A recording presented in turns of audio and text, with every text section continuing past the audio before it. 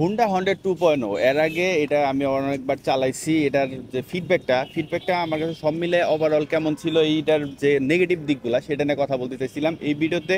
আমি আপনাদের জানাবো হুন্ডা 100 2.0 ওর যে দিকগুলা ভাল লাগে নাই বা নেগেটিভ দিক হিসাবে যেগুলারে কাউন্ট করা যাইতে পারে।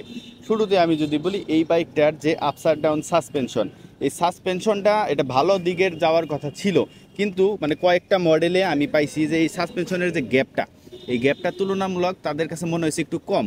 যার কারণে এই গ্যাপ কম থাকার কারণে হয় কি, যে কাঁচা রাস্তায় গেলে বা ইট ভাঙ্গা যে রাস্তাগুলো আছে ওইগুলাতে গেলে সাসপেনশনটার যেহেতু স্পেসটা কম, সেহেতু ভালো একটা ফিডব্যাক তারা পায় না। কিন্তু হ্যাঁ, ঠিক আছে, এটা পরবর্তী আপডেটে অনেকটাই সমাধান হয়েছে, বা এরপরে যারা এটারে করছে তাদের কাছে ভালো একটা ফিডব্যাক আসছে। কিন্তু সাসপেনশনের কথা দিয়ে যেহেতু শুরু করলাম, তাহলে বলতে হয় পিছনের সাসপেনশনের কথা। পিছনের সাসপেনশনটা একই সমস্যা, পিছনের সাসপেনশনটার হাইটটা অনেক কম।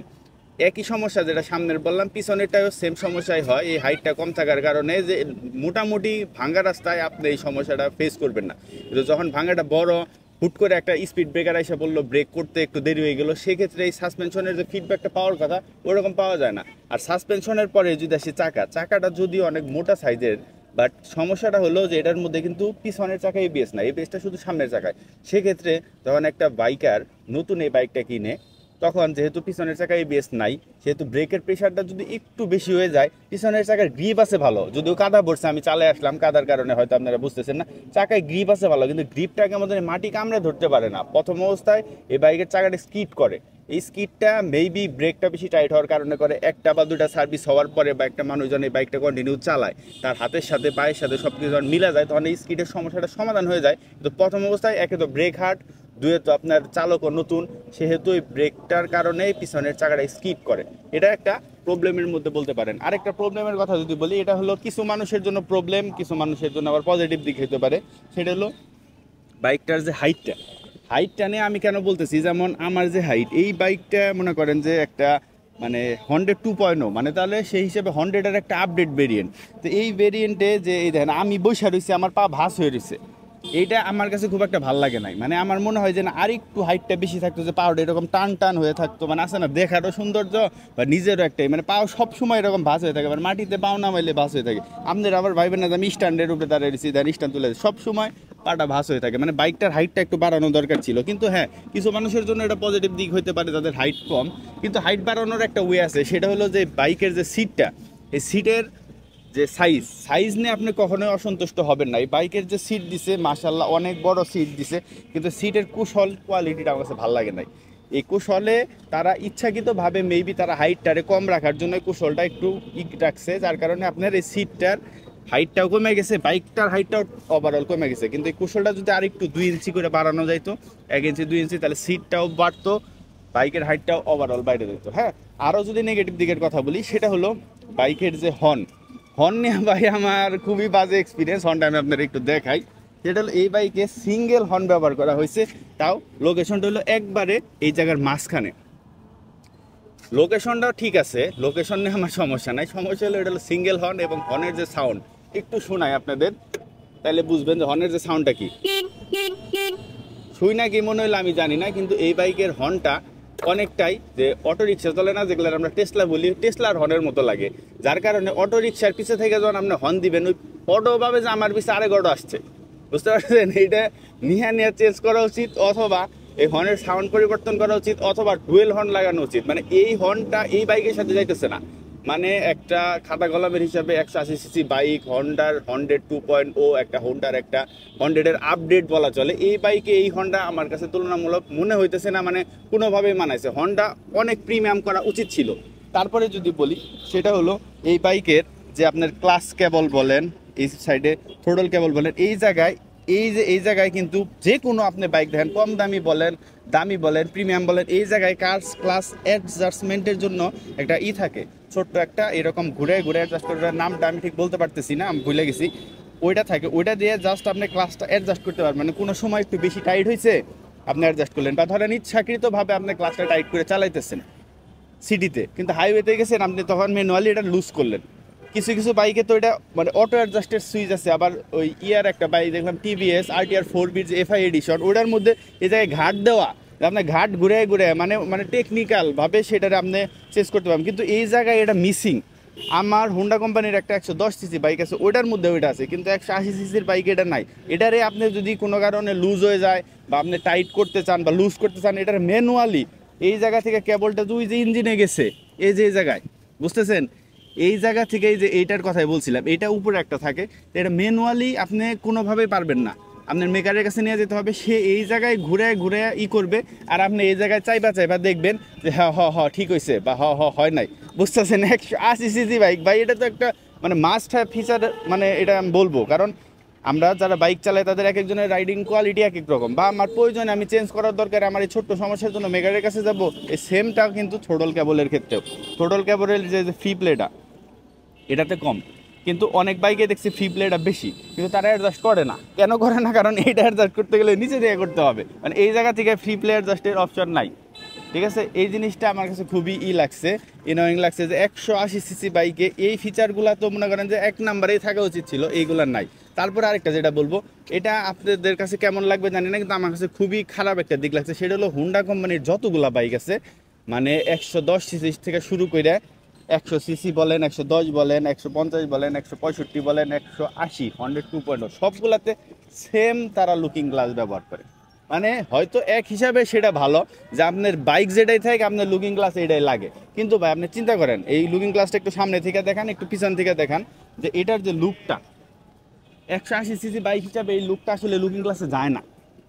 আপনি যতভাবে আমার বোঝানো হচ্ছে হ্যাঁ এটার ভিউ ভালো, এটার লুকিং গ্লাসেরটার সাইজ বড়, বাট আমার 110 সিসি হুন্ডা লিভো বাইক আছে, ওইটার মধ্যেও সেম লুকিং গ্লাস, CBSP 125-এর যে লুকিং গ্লাস আছে ওইটাও সেম। মানে মেন কথা হলো হুন্ডা কোম্পানি একটা লুকিং গ্লাস বানাইছে শুধুমাত্র CBR বাদ দিয়ে, আর একটা লুকিং গ্লাস বানাইছে, সেই একটা লুকিং গ্লাস পুরা হুন্ডা কোম্পানির ফুল জেনারেশন তারা কাভার করতেছে, ফুল জেনারেশন। তার মানে আপনার এই বাইকেও যে লুকিং গ্লাস, আপনার 110 সিসি হুন্ডারও সেম লুকিং গ্লাস, যার কারণে এই লুকিং গ্লাসটার মানে আমি ভিউ নিয়ে ইস্যু বলতেছি না, বাট ভাই 180 সিসি বাইক আপনার প্রিমিয়ামনেস তো এই সব টুকটাক অ্যাক্সেসরিজ থেকে আসবে, তাই না? কিন্তু লুকিং গ্লাস যদি সেই 110 সিসি বা 125 সিসি বাইকের সেম লুকিং গ্লাস হয়, এটা কিন্তু মাইনে নেওয়ার মতো আমার কাছে মনে হয় না এই বিষয়টা।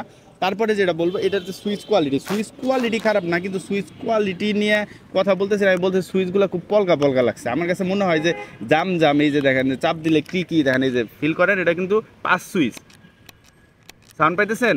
5 সুইচটা থাকবে স্মুথ। আমি রাস্তায় গাড়িটা বের হইলে মিনিমাম 10 কিলো রাস্তায় চালাইতে যায় 20 বার 5 সুইচ ব্যবহার করবো, কারণ আমি তো হর্ন দিব না, আমি তো পাস দিব, কারণ পাস হইলো আপনার প্রিমিয়াম একটা জিনিস, হর্ন তো সবাই দেয়, হর্ন তো আসলে দেওয়া উচিত না বাংলাদেশের প্রেক্ষাপটে, তা আমি ব্যবহার করবো পাস, কিন্তু পাসের দেখছেন এটা এরকম শক্ত, যার কারণে আপনি 2 বার পাস দিয়ে আপনার মনে আপনি হর্নই দেন এইরকম। তারপরে যদি বলি সামনের দিকে আইসা, সেটা হলো যে এই বাইকের যে হেডলাইটটা একটু অন করে আমি আপনাদেরকে যদি দেখাই, আমি বাইকটা একটু নিউট্রাল করে নেই। তারপরে যেহেতু সামনের দিকে আসছি, সামনের যে হেডলাইটটা, এই হেডলাইট নিয়ে আমার ইস্যু আছে। ইস্যুটা হইলো আমি আপনার হেডলাইটটা জ্বলতেছে, আমি আপনার দিনের বেলায় আমি আপনাদের দেখাই, এই দিনের বেলায় আপনার কাছে হেডলাইটের আলোটা ভালো লাগতে পারে, লুকসটাও ভালো লাগতে পারে, ওভারঅল মনে হতে পারে যে না ভাই এই বাইকটার যে বডি, এই বডির সাথে হেডলাইটটা খুব মানাইছে, খুব গেছে, ওইটা অন্য বিষয়। মানানো বা হেডলাইটের লুকসের সাথে যাওয়া সেটা বিষয় না, বিষয়টা হলো এই হেডলাইটের যে আলো, এই হেডলাইটের আলো আপনার সিটিতেই মোটামুটি মাঝে মধ্যে হয়তো আপনি একটু প্যারায় পড়ে যাবেন, কিন্তু হাইওয়েতে এই হেডলাইটটা মোটেও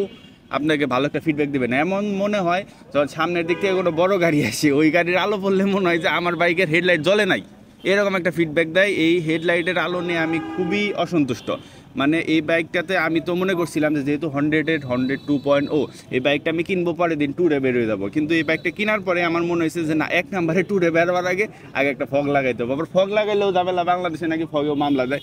তো সব মিলে হেডলাইটের আলো নিয়ে আমি খুব একটা সন্তুষ্ট না। খুব একটা বলতে সিটিতে যারা চালান, যারা হাইওয়েতে যান না, তারা হয়তো এটা নোটিস করবেন না, কিন্তু আপনি যদি ভুলেও কখনো হাইওয়েতে যায় থাকেন, আপনি অবশ্যই ফিল করবেন যে হেডলাইটের আলোটা তুলনামূলক অনেকটাই কম।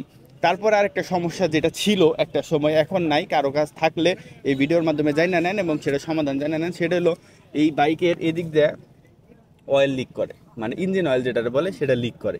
এই লিগের অনেকেই অনেক সমাধান বলবে, আপনার যে যাই বলুক, কিন্তু সমাধান খুব অল্প টাকায় এবং খুব সুন্দর সমাধান। সেটা হলো এই জায়গায় এবং নিচে দুইটা ছোট ছোট রাবার গ্যাসকেট বলে, ওটার কাজ হইলো মানে রাবার তারা সিল করে রাখে ইঞ্জিন অয়েলটারে। যেমন এই জায়গায় একটু ভিজা ভিজা দেখতেছেন, এটা হয়তো অন্য কারণে বৃষ্টির কারণে, কিন্তু এই রাবার গ্যাসকেটটার দাম মাত্র 30 টাকা, হুন্ডা শোরুমে পাওয়া যায়। আপনি সার্ভিস সেন্টারে যাবেন, বা আপনি ধরেন রাত্রেবেলায় বাসায় নিচে গ্যারেজে বাইকটি স্ট্যান্ড করে সারা রাত্রে রেখে দিচ্ছেন, সকাল উঠে দেখলেন যে নিচে 2-4 ফুট ইঞ্জিন অয়েল পড়ছে, কোনো সমস্যা নাই, টেনশনের কোনো বিষয় নাই। এটা খুলবেন, খুলে রাবার গ্যাসকেট 30 টাকা ছিল তখন, এখন হয়তো 10-20 টাকা বাড়লে হয়তো 40-50 হচ্ছে, আর বেশি না।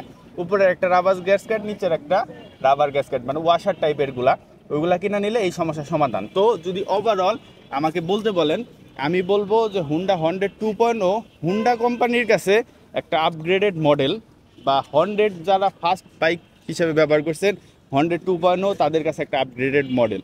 বাট ওভারঅল বাংলাদেশে হায়ার সিসি বাইক আসলো, হুন্ডার ফার্স্ট হায়ার সিসি বাইক হিসেবে আমার কাছে খুব একটা লাগে নাই। আর হায়ার সিসি কথাটা যেহেতু বলতেছি, এটার যে ইঞ্জিনে যে টেকনোলজিটা ব্যবহার করা হচ্ছে পিজিএফআই মূলত ডিপেন্ড করে আপনার বাইকের রাইডিং কোয়ালিটিটা কীরকম, সেরকম একটা পারফরমেন্স দেয়। আর পিজিএফআই কিন্তু মূলত ফোকাস করে পারফরমেন্সের চেয়ে মাইলেজটারে বেশি।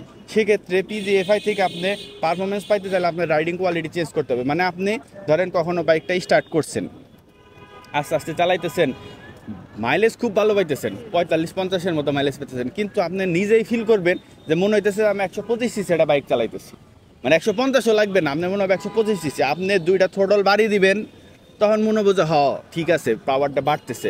তারপরে যখন থ্রোটলটা একটু ধরে থাকবেন, মুচারটা ধরে থাকবেন, প্রেশার দিবেন, তারপরে আপনি ফুললি ফিল করবেন যে এই জিনিসটা আনলক হইলো। মানে আপনার কাছে এই জিনিসটা অনেকটা এরকম লাগবে যে আপনি যখন আস্তে চালাবেন 125, একটু থ্রোটল বাড়িয়ে দিলে 150, আর যখন ফুল থ্রোটল রেপ করে চালাবেন তখন 180। মানে এই জিনিসটা আনলক হয়, এইরকম মনে হবে। মানে এমনি যে আমরা এফআই বাইকগুলো চালাই, আমি আস্তে চালাইতেছি, আস্তে থ্রোটল দিলাম, ঘ্যাট করে উঠে গেল, এই ঘ্যাট করে এটা উঠে না, একটু সময় নাই। এটা যারা চালাইছেন তারা খুব ভালো এটা বুঝতে পারবেন, আর যারা চালান নাই তারা ভিডিওতে শুই না কতটুকু বুঝছেন আমি জানি না। কিন্তু হ্যাঁ, যদি আপনি চান যে শুরু থেকে একটা রয় স্পিড পাবেন এই বাইকটাতে, সেক্ষেত্রে আমার সাজেশন থাকবে বাইকটা স্টার্ট দিবেন, স্টার্ট দিয়ে স্টার্ট হইলো সাথে সাথে টোটাল দুটো বাড়ি দিবেন, দিয়ে গিয়ারে ফেলায় টান দিবেন, দেখবেন যে শুরু থেকে মানে 0 স্পিড থেকেই আপনি 180 সিসির ফিল পাইতেছেন। কিন্তু আপনি যদি শুরুতে একটু মিঠা মিঠা করে চালান, তারপরে যদি থ্রোটল দেন, আপনি এই ফিলটা পাবেন না। তো ওভারঅল যদি আমি বলি, এই বাইকের অনেক নেগেটিভ দিক নিয়ে আমি কথা বললাম, বাট ভাইবেন না ভাই যে আমি হুন্ডা কোম্পানির হেটার। আমার নিজেরও হুন্ডা কোম্পানিরই বাইক, আমি হুন্ডা কোম্পানির বাইক চালাই, কিন্তু ভাই যেটা খারাপ সেটা খারাপ বলতে হবে। আর বাইকটা যেহেতু আমাদের পরিচিত এক ভাইয়ের, তো আমি খারাপ বলতেই পারি। শোরুম থেকে নিলে হয়তো ভালোরেও ভালো বলতে হয়, খারাপরেও ভালো বলতে হয়, সেই জন্যই আমি শোরুম থেকে বাইক নেই না। আমি বাইক নেই আমার পরিচিত কোনো শুভাকাঙ্ক্ষীর কাছ থেকে জানি আমি সত্যরে সত্য বলতে পারি, কিন্তু শোরুম থেকে বাইক নিলে সত্যরেও সত্য বলতে হয়, মিথ্যারেও সত্য বলতে হয়। তো ওভারঅল এই বাইকটার খারাপ দিক নিয়ে আমি কথা বললাম, এই বাইকের অনেক ভালো দিকও আছে, সেগুলো নিয়ে কথা বলবো পরবর্তী ভিডিওতে। সেই ভিডিও দেখার জন্য ফলো করে রাখবেন। আসসালামু আলাইকুম।